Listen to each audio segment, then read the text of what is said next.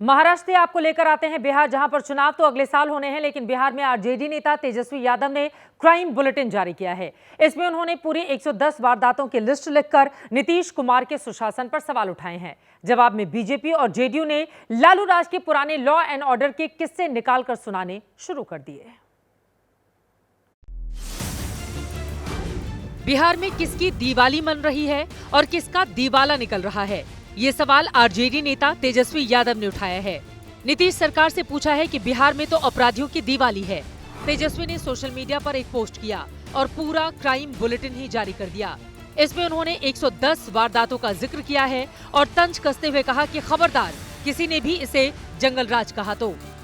और आप देख रहे हैं कि दिन प्रतिदिन जो है अपराध बढ़ा है। आज भी हमने जो है 110 केवल हत्याओं का सूची डाला है। किस प्रकार से जो है अपराधियों का दिवाली बन रहा है और कानून व्यवस्था, विधि व्यवस्था का दिवाला बन रहा है। तेजस्वी यादव ने सुशासन के दावे पर सवाल उठाए तो सियासी गर्मी बढ़ गई। जेडीयू ने कहा कि चुनाव है तो तेजस्वी लिस्ट जारी कर रहे हैं। नीतीश सरकार में किसी अपराधी को सियासी संरक्षण नहीं मिलता। नीतीश कुमार के सरकार में, एनडीए सरकार में किसी अपराधी के लिए कोई जगह नहीं है।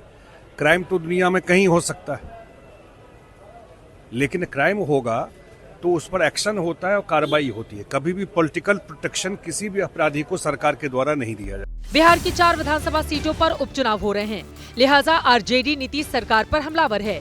तेजस्वी जब भी कानून व्यवस्था का सवाल उठाते हैं, बीजेपी लालू राज की याद दिला देती है। 110 अपराधों की लिस्ट पर भी बीजेपी ने तेजस्वी को घेरा और कहा कि कितने भी गलत आंकड़े दिखाएं, जंगल राज का टैग तो लालू परिवार पर ही चिपका रहेगा। तेजस्वी यादव जी, आप कितने भी झूठे आंकड़े प्रस्तुत कर लें, जंगल राज का टैग आपके परिवार के नाम से ही चिपका है, चिपका रहेगा। लोगों के मन में एनडीए का सुशासन अब घर कर चुका है। दाऊद इब्राहिम को पार्टी ज्वाइन करा लें, चाहे आप शहाबुद्दीन के बेटे को पार्टी ज्वाइन करा लें, आपकी पार्टी को बिहार की जनता समझती है कि आप किस तरह के लोगों को ज्वाइन कराकर बिहार को किस रास्ते पर ले जाना चाहते हैं। कम से कम अपराध के विषय बोलने का तो आपका मुंह नहीं ही है। हाल ही में बिहार में जब एक के बाद एक कई वारदातें हुई तो नीतीश कुमार विपक्ष के निशाने पर आ गए। सुशासन बाबू ने अधिकारियों के साथ लंबी चौड़ी मीटिंग भी की, लेकिन अब तेजस्वी ने जिस तरह से सवालों की बौछार की है, उससे साफ है कि उपचुनाव में ये मुद्दा सरकार के सामने संकट खड़ा कर सकता है।